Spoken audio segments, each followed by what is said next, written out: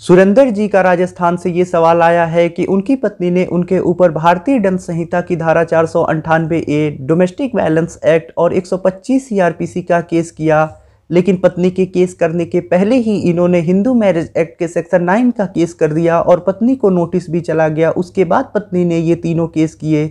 तो अब सुरेंद्र जी का ये सवाल है कि क्या जब मैंने पहले हिंदू मैरिज एक्ट के सेक्शन 9 का केस कर दिया है तो क्या वो इस आधार पे मेंटेनेंस देने से बच सकती हैं, और क्या जब तक उनका केस पेंडिंग रहेगा, यानी हिंदू मैरिज एक्ट के सेक्शन 9 का केस जब तक पेंडिंग रहेगा तब तक पत्नी का मेंटेनेंस केस में भरण पोषण की राशि अलाउ नहीं की जाएगी, यानी जब तक सेक्शन 9 का केस पेंडिंग है तब तक मेंटेनेंस केस भी पेंडिंग रहेगा।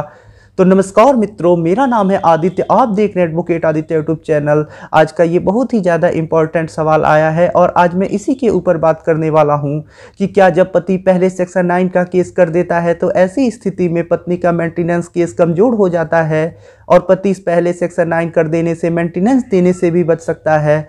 इसको लेके काफ़ी ज़्यादा लोगों के मन में कन्फ्यूजन रहता है। इस पे मैं पहले भी वीडियो बना चुका हूँ, लेकिन उन लोगों ने वो नहीं देखा है, इसी वजह से कन्फ्यूजन है।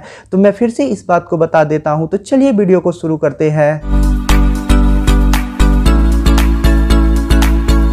यह एक लोगों के मन में बहुत बड़ा कन्फ्यूजन और गलत चीज़ बैठ गया है कि यदि वो जाके पहले सेक्शन 9 का केस कर देती हैं तो ऐसी स्थिति में उन्हें अपनी पत्नी को मेंटेनेंस नहीं देना पड़ेगा, या जब तक उनका सेक्शन 9 का केस पेंडिंग है तब तक पत्नी का मेंटेनेंस नहीं अलाउ किया जाएगा। यदि आप भी ये जानकारी रखते हैं कि पति के पहले सेक्शन 9 का केस कर देने से उसे अपनी पत्नी को मेंटेनेंस नहीं देना पड़ेगा, या जब तक पति का सेक्शन 9 का केस पेंडिंग है तब तक पत्नी का मेंटेनेंस अलाउ नहीं किया जाएगा, तो आपकी यह जानकारी पूरी तरह से गलत है। पेंडिंग सेक्शन 9 केस के आधार पे आप 125 सीआरपीसी में मेंटेनेंस देने से नहीं बच सकते हैं। आप मेंटेनेंस देने से तब बच सकते हैं जब आपके पास सेक्शन 9 की डिक्री हो, पति के पक्ष में सेक्शन 9 की डिक्री हो, जिसमें कोर्ट ने पत्नी को यह आदेश किया हो कि वो आके अपने पति के साथ रहे।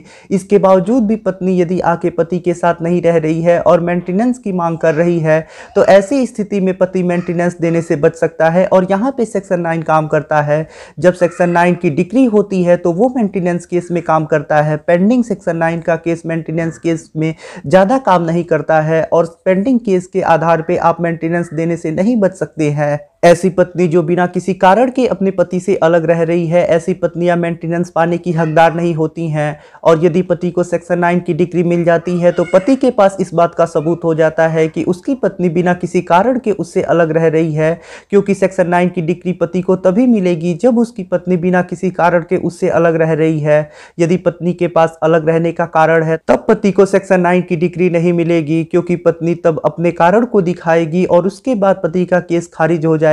लेकिन यदि पत्नी के पास पति से अलग रहने का कोई उचित कारण नहीं है तब ऐसी स्थिति में पति को हिंदू मैरिज एक्ट के सेक्शन 9 की डिग्री मिलती है। तो ऐसी स्थिति में आप 125 सीआरपीसी यानी मेंटेनेंस के केस में सेक्शन 9 की डिग्री लगा के अपना बचाव कर सकती हैं और पत्नी को भरण पोषण देने से बच सकते हैं। आई होप कि अब आप समझ चुके होंगे कि जो पेंडिंग सेक्शन 9 का केस होता है वो ज़्यादा महत्व नहीं रखता है मेंटेनेंस केस में।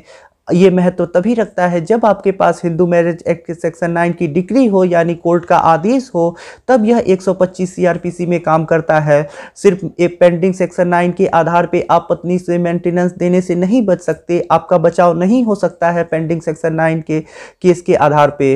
अगर आपके मन में अब भी कोई सवाल है तो वो सवाल नीचे कमेंट बॉक्स में मुझसे पूछिए। यदि आप मुझसे फ़ोन पे बात करना चाहते हैं तो इसके लिए आप डिस्क्रिप्शन चेक कीजिए, वहाँ पे बताया गया है कि आप किस प्रकार से मुझसे फ़ोन पे बात कर सकते हैं।